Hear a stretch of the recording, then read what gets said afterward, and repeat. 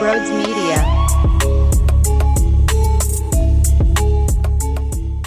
Yo, what's going on, everyone? We are going to jump into a hit that I did on Bleacher Report. Before we do, though, you know I've been appreciating my lawn every second of the day lately, and that's because Green Lawn Fertilizing made it the most beautiful lawn in the entire neighborhood. And if you're stressing about your lawn this spring, my great friends over at Green Lawn Fertilizing can help. They are based in the Philadelphia area, and they are experts at everything they do. They are experts in New Jersey, Pennsylvania, and Delaware, and they're so extremely knowledgeable, it's not even funny. They've created a custom blend that will have your lawn recovering from the drought that we had last year. The first round is so important, I cannot lay that message out to you more. They are offering 2 free treatments plus 10% off for the early birds. Green Lawn Fertilizing officially started treating lawns already, so for them, spring is here. Make sure you check out the link in the description, which will take you right to their website through my link. It is one family. Seriously, you become a family with Green Lawn Fertilizing. You're not going to want to miss out. Make sure you check out all that they can provide down below and tell them Brodes sent you. What is going on, everybody? Welcome on into Bleacher Report, and Howie Roseman made a move. Do not tell me he's staying quiet all offseason long. Don't tell me he's not signing any free agents. How about A.J. Dillon sneaking in here after Kenny Gainwell goes to Pittsburgh? And the writing was on the wall for him as well. I think it was pretty obvious based off of how he believes in himself and knowing that he was stuck behind DeAndre Swift, Miles Sanders, Saquon Barkley, a lot of big names and a lot of guys that put up a ton of numbers. He was always in that second wave, and he played a good role, okay? He did what he needed to do. He was reliable when his number was called upon for the most part. So I think he did a tremendous job with what the Eagles asked him to do, but he was always going to try and take that next step in his career. He was always going to look to put on a different uniform and try to be more of a number one back than the guy that gets the secondary look. So with that said, you go up or you go out, and you sign up A.J. Dillon to the squad, and he did not play due to a neck injury, but there's a few things. He's got big-ass quads. So Saquon and him with these meaty quads, and then you also have the ability to utilize him out of the backfield in the passing game as well, which is another element. Maybe he's fresh because he did not participate in last year's season. So in a world where we always wonder about the wear and tear and the miles on the tires with running backs, you have someone in the mid-20 range who did not have a ton of carries last year, and the workload wasn't there because he wasn't playing. So maybe that benefits you over the long haul. Oh, by the way, this offensive line is the nastiest offensive line he's ever going to play behind. He's going to get the football when Jalen is handing the ball off to him. And you got to remember, the defense is going to be afraid of Jalen. So that's number one. The offensive line is going to be in the second level, throwing people down with their forearms. Cam Jurgens may choke slam someone like he's the Undertaker in the middle of the ring. And A.J. Dillon's going to say, holy hell, I didn't know it was going to be like this. I knew it would be lovely. I knew it would be special. I know Jeff Stoutland is a machine, but I didn't know I'd have this much free space to dance around the green grass. I'm actually really looking forward to it. I'm pretty pumped up about it, and I like the role that he can play. I also think Will Shipley is drafted for a reason, so I think that there's a way here where his name will not be forgotten about. Maybe I'm wrong. You pay Saquon Barkley all that money, but I do worry about the amount of touches that he had last season, and is that something that you're going to try to duplicate after the workload that he had to endure on a road to a championship? Maybe there's something to be said about maybe not necessarily asking Saquon to, I don't want to say this the wrong way. He is going to have to carry us. He's that special of a player. Special players do that. Jalen Carter carries you. Quinyon Mitchell carries you. Saquon Barkley carries you. A.J. Brown carries you. So they do, but I'm wondering if they're looking at that workload. That's all, because it was a lot. It was a lot for sure. I also don't want to lose that greatness. But it's clear to me that this team is doubling down on the amount of money and the amount of assets that they put forward with their offense. I believe that they're probably all internally looking at what transpired last year and realize that there's just another gear in the passing game that we didn't reach. And if we are able to unlock that and we can get our offense clicking the way that it did in the NFC Championship game, in a way that it did against Spags in the Super Bowl, and teams are going to have to sell out to stop Saquon still. That's not really going to change. And if not, then yes, Saquon is going to rip through your defense. He's going to shred you. The time of possession will be heavy in the Eagles' favor. They will milk the clock. They'll result in touchdown drives. So it'll still be a horrible, horrible day for the other team's defense if they do end up trying to defend the passing game differently, because when you watch Spags and you sell out so much, then Jalen Hurts will take advantage and destroy you. You can't beat the Eagles is what it comes down to. And even with all the men that left this team, Milton Williams, Josh Sweat, Darius Slay, Isaiah Rodgers, Burks, CJ, there's still going to be improvement around this roster, and names are going to be plugged in. Maybe they go out and get Simmons, who spent a lot of time with Vic Fangio in Denver, has a good track record in this league, seems like a solid pro, knows what it's like to play for this defensive coordinator. I'd imagine their relationship is pretty strong. So if you flip-flop CJ, you bring in a Simmons, it's not over yet, okay? This whole, I'm worried, I'm panicking, I don't know what we're going to do thing, it's not over yet. This roster isn't even close to being completed. And I think they are going to do more than just hand the keys over to Sidney Brown because they want to go young. Maybe that's a thought, is we'll see what he looks like. We'll give him a chance to see if he could win us over, but we're not going to miss out on some opportunities to bring in some names that have done some damage and have logged in a lot of snaps in this league. We are going to value that and see what else is out there. But getting back, before I get too sidetracked, just in regards to this offense and leaning more into it, you may not have the number one defense next year, and that's okay. It worked this year. Every year's different. They may lean more into where they put a lot of their assets and finances, and that's okay with me. Think of it like this. In 2022, unfortunately, we remember how that Super Bowl ended. The Kansas City Chiefs took it home. They beat the Philadelphia Eagles. They were 14-3 that season. Following the Super Bowl run, they went back-to-back to beat the San Francisco 49ers in 2023. That following regular season, though, they were an 11-win football team. An 11-win football team. They went on the road, and they had to face Buffalo. They went on the road, and they had to face Baltimore. They won a game at home against Miami, if I remember correctly, prior to those road games. So this isn't anything out of the norm to maybe take a step back after winning a bowl. 14 wins to 11 wins. But you know what happens when you build a championship caliber organization?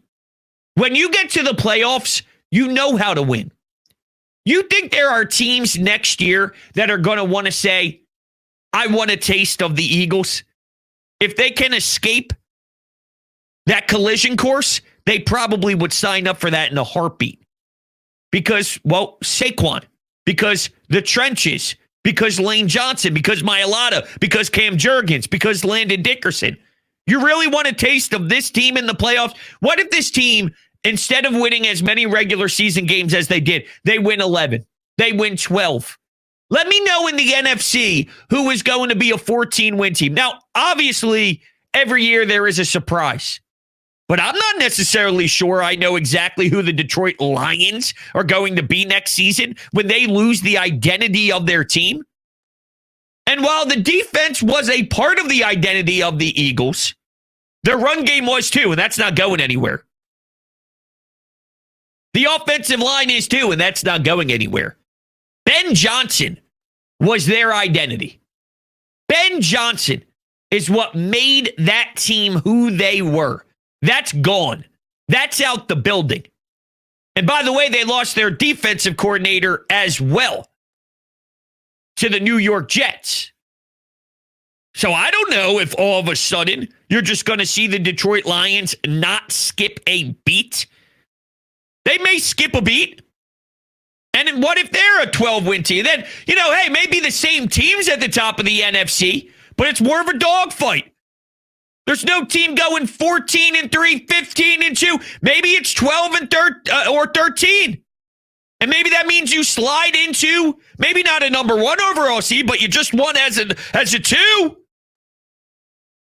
So what I can't do is rule out what the ceiling of this squad can be just because it's been on the quiet front when they made it known from the start of the scouting combine in Indianapolis that they need real time to operate. This is the price you pay when you win a championship, and I will take that payoff 1,000 out of 1,000 times. It's really about perspective.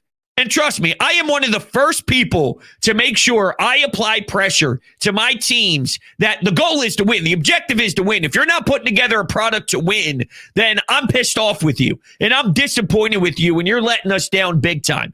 But there is something to be said about knowing how you have to adapt after winning a championship. Howie Roseman is going to field the most competitive team he possibly can after winning a Super Bowl when losing a bunch of free agents. That's all I can ask him to do. Based off of the circumstances of, I'm not saying you sold your soul to win a Super Bowl, but you make a lot of decisions to go get that Lombardi. They got it. And when you do that, there are ramifications of that. I hate to say it, but it's the truth, and you can't ignore it. You can't deny it. There are things that happen, and there are a domino effect when you are the ones to be the last one standing. And because of that, Howie Roseman has to act differently, has to act accordingly. He can't just field the same exact team. He's got to make financial decisions to also look at what's coming up with Jalen Carter. Because if you don't, then you're going to screw yourself. And you also have to make sure you maximize the right now, always, and what's upcoming. Now, this actually, and I say that in regards to contracts and young players, because Howie has drafted extremely well, and eventually these young pups are going to have to get paid and get their contracts. This actually goes very well with what Adam Schefter said on his pod. And real quickly, there was something else that happened, which isn't a big one, but I'll throw this in here before we get to the Adam Schefter stuff. Ben Van Sumeren was also brought back. So you did bring back Ben Van Sumeren, a blocking man who also plays on the defensive side of the football. He turned into a phenomenal blocking man. Now, I'm just making sure nothing happened as we started this live stream about 12 minutes ago, because as you know, things move very quickly here. So I don't want to be missing some monster information. I'm casually going to be continuing to check to see if we get hit with any sort of Schefty bomb. All right. So let's break down exactly what was said in this Adam Schefter clip. Listen, when you win the Super Bowl, there's a price for winning the Super Bowl.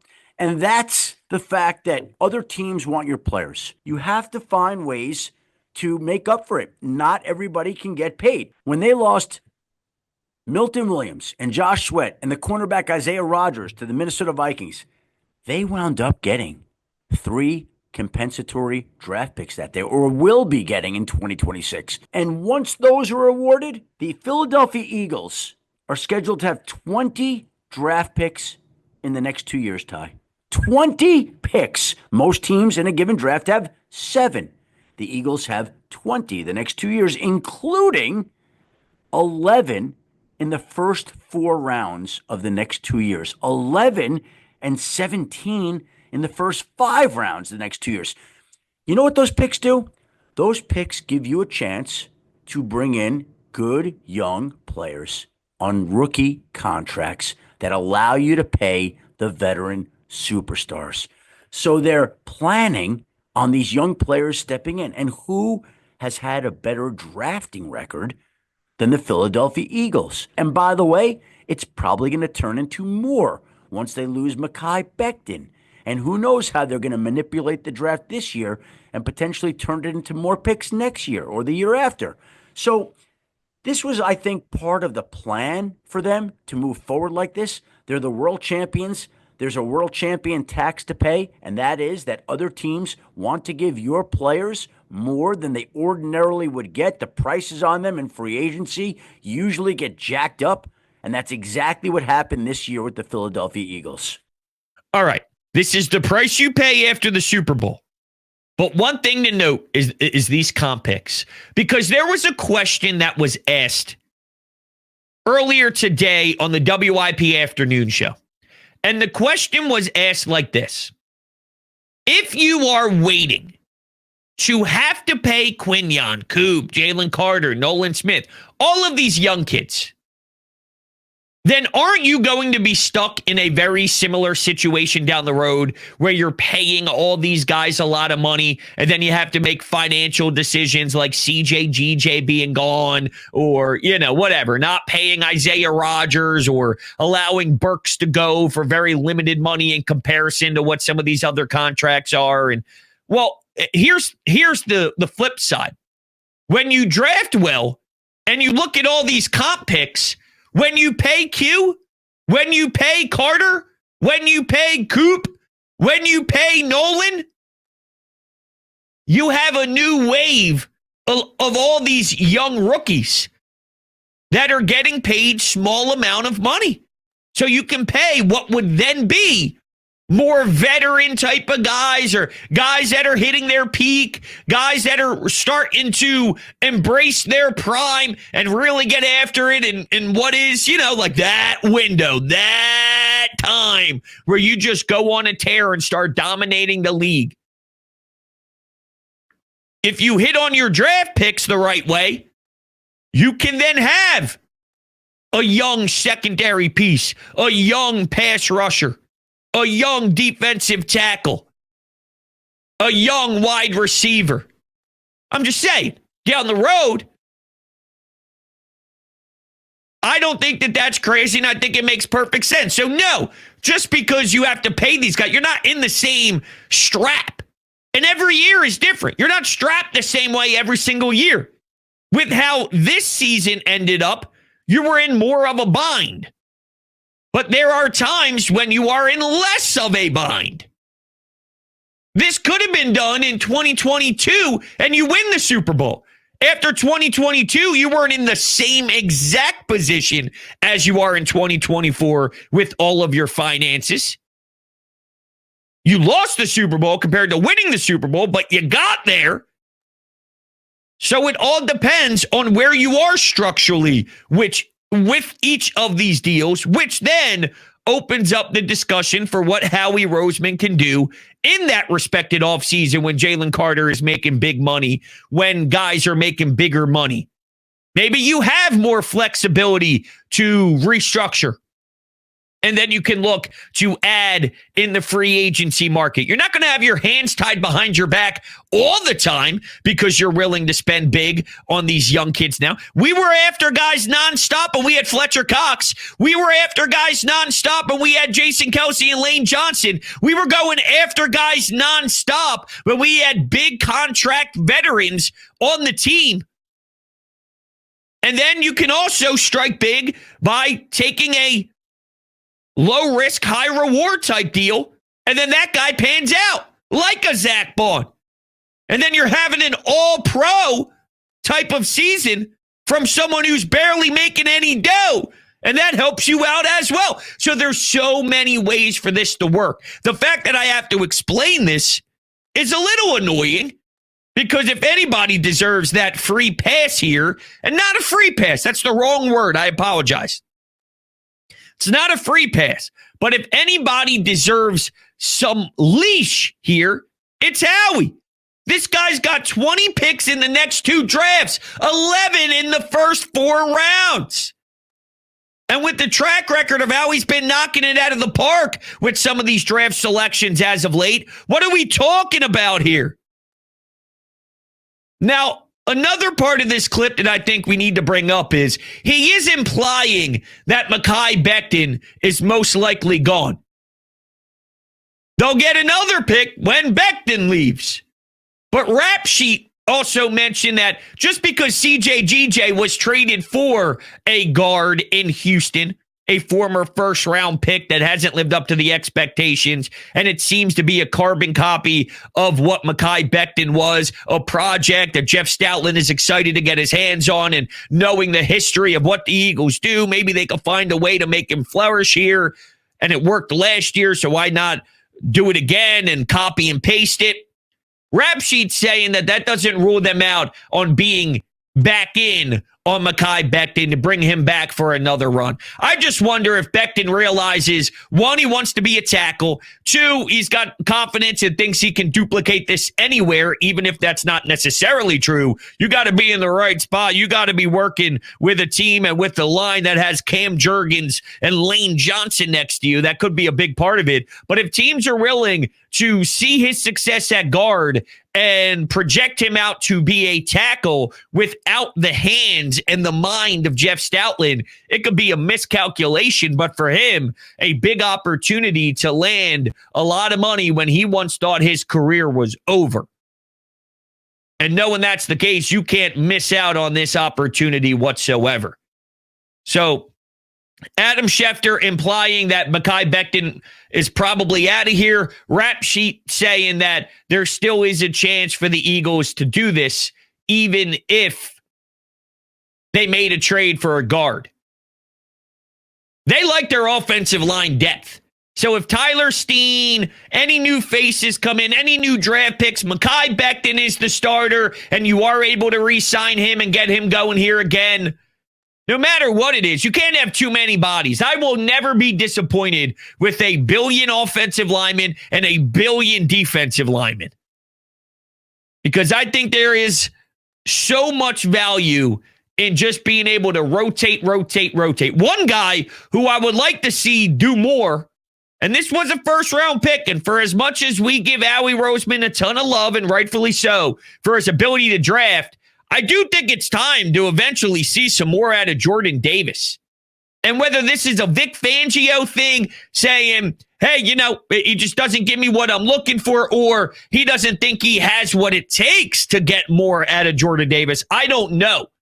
But he clearly has a role. He clearly has sort of a cap on what his ceiling is right now, unless that cap somehow gets taken off. I don't know. But I would like to see him eat more. Jalen Carter, for example, there was a time when he was first getting started in his career, and he hit a wall. And it takes a bit of time to understand what it's like. SEC is a big-time football conference, obviously. It's not the NFL. These bad offensive lines in the NFL, these guys are huge. When you go up every single snap against these big men nonstop over and over and over again, Jalen Carter had to learn, and to his credit, he took a significant jump and a significant leap in his career to be able to handle double teams better, to be able to keep his endurance longer, to be able to not slow down late in games and late in the season. He hit an NFL wall when he first got a taste of this league, and then he learned what he needed to do. He expanded his craft. He went to work in the offseason, and he came back a different stud. Not everybody has the same timeline. Jalen Carter is better than Jordan Davis, but we need that attitude. We need that style. We need that aggressiveness with Jordan Davis. Jordan Davis isn't going to be, let me get into the backfield and sack the quarterback a bunch of times guy. But I don't necessarily need him to do that to make more of an impact. When Millen Williams is lost here and he goes to the New England Patriots in free agency, I need you to do a job, right? I know Milton Williams can get to the QB. I know I'm intrigued by Ajomo getting some snaps, and Jalen Carter's presence opens up a lot of space for a lot of guys to go to work, including Jordan Davis, may I add. But I'm not asking him to go duplicate what a defensive tackle, a pass rushing defensive tackle would be. But I still think you could bring value by eating up space, being annoying to play against, eating snaps. It doesn't necessarily have to result in getting to the quarterback and creating chaos in the backfield. I just need you to give us strong snaps in the middle when losing Milton Williams. And you got to hit a better gear, whether it's him being in better shape, the conditioning, making sure his body is as clean as it can be heading into the season. There's a lot of details that we've heard about off the field with him, conditioning level wise and whatnot. And I think that there's something to that. And now is the time. If not now, when? Now is the time for him to really have to step up and help in that area for sure. You were a first-round pick. And Milton Williams, Ajomo, these names, one gone, one still here. This is your spot. You want it? This is the NFL, dude. Let's be honest. If he goes and kicks ass and takes another step, that's your spot. That's your spot to take. You can make a name for yourself. I would have liked to go after, and I know we had a taste of it at one point a few years ago. He ended up signing with the Minnesota Vikings, but the Javon Hargrave. If you go get, I'm kind of interested in a veteran defensive lineman. Doesn't have to be tackle. A Von Miller. I like the idea of that, especially knowing Brandon Graham re-hurt his arm in the Super Bowl. And it seems like he's on his way out for his NFL career. I think there's value in that. And it's not about just, hey, you're just going to be a game wrecker still. But Brandon Graham served a purpose. Not only that, he did have more juice left in the tank. So I'm not ruling out one of these veterans coming in and helping out. Khalil Mack was always rumored with the Eagles. He went back with the Chargers, got some guarantee money tied to his name. Joey Bosa, who I didn't want, he ended up getting snagged. So I'm not really too worried about that. I didn't want it. I do think there's value, though, in getting someone that can be excited to play for the Birds. Look, you get a chance to go compete at the top of the NFC. You get a chance to go play for the Birds. All these guys that aren't in the Super Bowl, all these teams that aren't in conference championship weekends, they sit down on Sunday and they see the link. They watch Saquon Barkley in the snow in the divisional round at the link face Matthew Stafford and the Rams. You can be a part of that. And you may add some nice runs in other areas. You may have won a Super Bowl in some other spot. You get another chance. Back end of your career.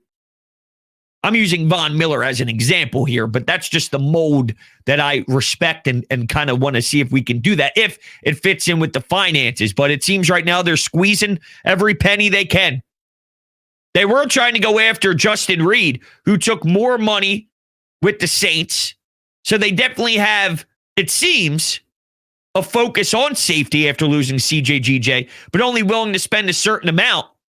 And you know what? Real quick on CJ something that I didn't think about that I think could have played a role here. And we all laughed at the time, and we talk about who he is off the field, and he could be a pain in the rear end, and that's the truth. How much of this, even though the Eagles are selling it as financial, and I think that plays a part, but it doesn't help that he's a pain in the rear end. Do you think Jeffrey Lurie and Howie Roseman loved that hoodie he wore during the Super Bowl parade? Now, it's not about being a Swiftie or not, but it's about respecting women. Knowing Jeffrey Lurie and Howie Roseman, do you think they appreciated that hoodie? Now, it's not really about the hoodie. That's just more of an example.